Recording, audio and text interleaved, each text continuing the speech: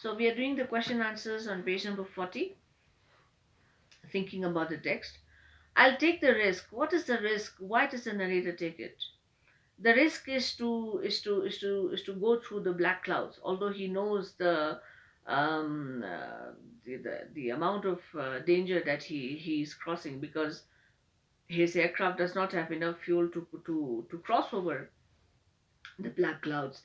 But somehow the narrator is so so much longing to go back home. He's so homesick that he really wants to go back home by, and he wants to reach home by morning to have his morning English breakfast and enjoy his breakfast and spend time with his family, that he drops the idea of going back to France, because he thought that if he does so, that he's going to miss his morning breakfast.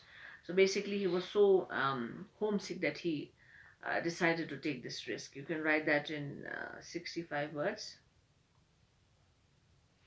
Describe the narrator's experience as he flew the aeroplane in the storm. So this is very interesting. You have to explain how he realized when when he was just 150 kilometers, he had left France, beyond France. He realized that how these big flat clouds, black clouds are coming, and these were not normal clouds, these were storm clouds, and how he realized that it was so difficult to even see anything when he crossed when he got in the clouds, when he was trying to past the clouds. He realized that everything was dark. He could not see anything, and his aeroplane had taken was taken. The clouds had taken control of his aeroplane. His compass was dead. He could not connect with the air control unit. You have to explain all that in 120 words.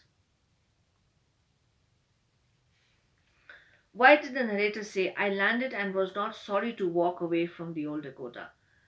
The narrator was glad that he had uh,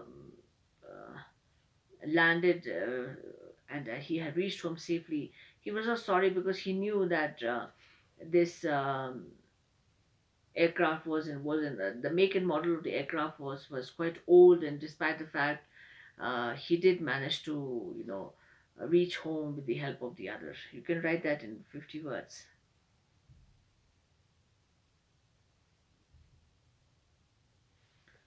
What made the woman in the control center look at the narrator strangely? The woman in the control center, when the narrator inquired about who the other person was, who was flying with him, and because he really wanted to thank him, as the other pilot had directed him and helped him to follow and reach the runway. The other woman laughed and looked at her strangely, because she said that there was no other aircraft flying in this storm except the narrator's aircraft. You can write that in 50 words. Who do you think helped the narrator to reach safely? Discuss this amongst yourself. So this is up to you how you want to write it. Who do you think? Was it reality? Was this his imagination?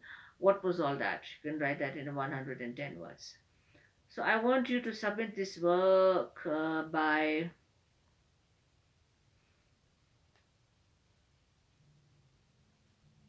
20th of June. And then when I see you guys next time, I will give you some more uh, exercises. Mm.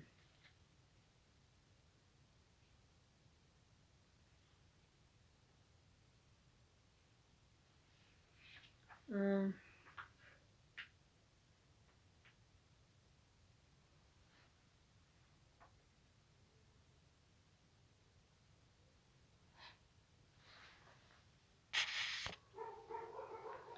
on page number 41, there is a writing section.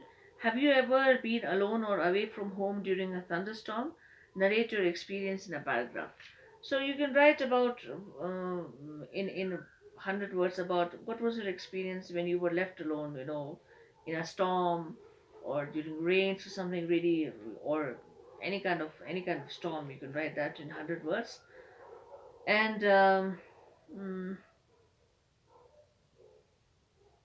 Now, the two stories that we have read in this unit, one is about the seagull, and one is about this man, the pilot who's flying. Uh, there are a couple of questions. As you read the story of the seagull, students can be asked to imagine how a baby learns to walk and compare and contrast the two situations. After they read the second story, students should be asked for their ideas about the phantom plane.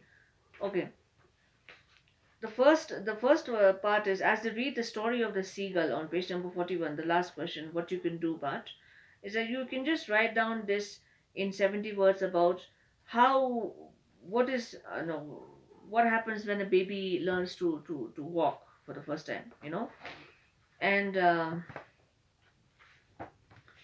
after you're reading the second part, the what we did today, this is the black aeroplane. um the question is that, was it really there, or did the pilot imagine?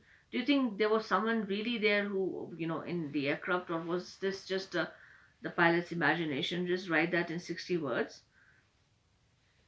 And the third question is that, ask students to narrate their own stories about flying. Just give me one of your stories about the what you think about flying. You flying, you in an aircraft, you flying an aircraft. How birds fly. What is your perception about that in 120 words? And I want all this by 20th of June. I'll see you guys.